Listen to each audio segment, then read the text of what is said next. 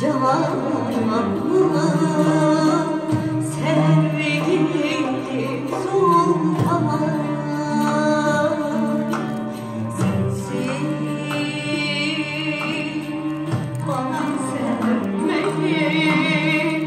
Bana yanmayı öğreten, kalbim aşkına bir yangın yeri, bir mecnun sanki bir deli. Sevdim her şeyden çok sevdim seni, cansın sen candan ileri.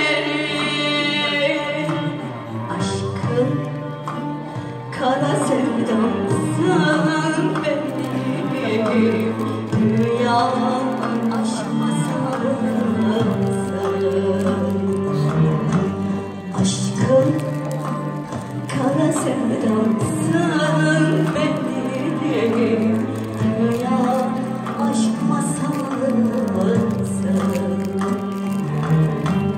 Gitmem yokluğuna alışamam ben, sensiz bu hayata yakışamam ben.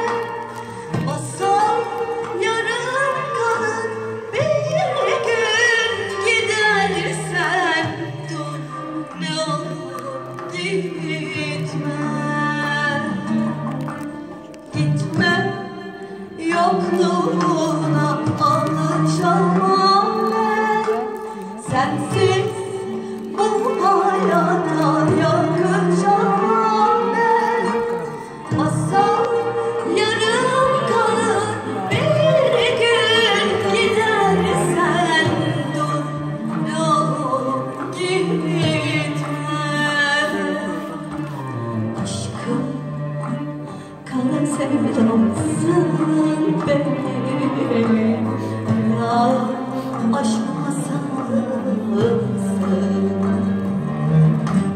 Aşkım kara sevdamsın benim, rüya aşk masalımsın.